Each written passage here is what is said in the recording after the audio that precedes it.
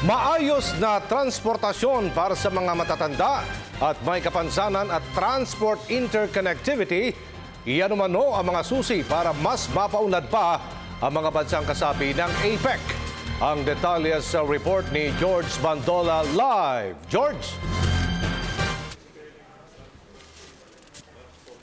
Mula rito sa Cebu City, nagsimula na nga ika-9 na APEC Transportation Ministerial Meeting sa pamamagitan na rin ng iba't ibang mga bansang kasapi ng Asia-Pacific Economic Cooperation, driving economic growth through inclusive mobility and sustainable transport systems.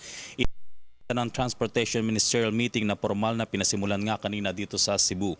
Sa pamagitan ng mga nagkakaisang bansang kasapi ng APEC, hindi daw maaaring umusad ang mga bansa kung walang maayos at kalidad na transportasyon ng mga ito.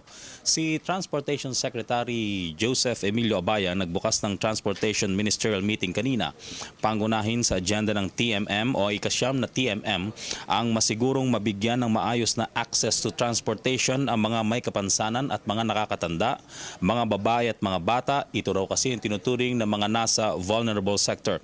Kasunod din ng maayos sa transportasyon ng mas maayos na galaw ng mga tao, produkto at serbisyo na magreresulta sa mas maayos na productivity ng mga ito at pagsisiguro ng tuloy-tuloy na supply chain. Ang lahat ng ito, ani Secretary Abaya, ang siyang magpapagaan sa buhay ng mga mamamayan lalo na sa mga kanayunan. Pinag-uusapan din sa TMM ang mga hakbang at serbisyo para mapanatiling maayos ang mga transport system sa bansa, mailayo sa mga security threat, maparami ang mga investor ng pamumuhunan sa transportasyon at matiyak na ang mga hakbang at negosyong ito ay sumusunod na sa itinatakda ng climate change o green technology. Panghuli sa mga agenda ng TMM ang magkaroon ng mga bagong serbisyo o produkto tinatawag na innovation para makatugon sa mga consumer. Mula sa mga agendang inukit sa Tokyo Transportation Ministerial Meeting noong 2013, inaasang may isasama ito sa mga major policy reforms na ilalabas din ng APEC sa sektor ng transportasyon.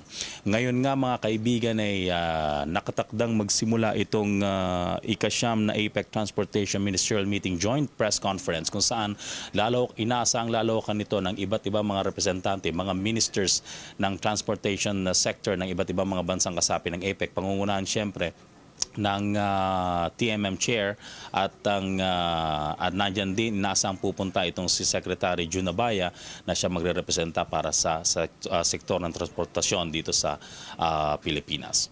So yan mga kaibigan, ilan sa mga pangyayari dito po sa nangyayari Cebu City kasama sina Benson Ventain, Logie Villaflor at Joel Mamaril para sa Telebisyon ng Bayan, George Bandola. Maraming salamat, George Bandola.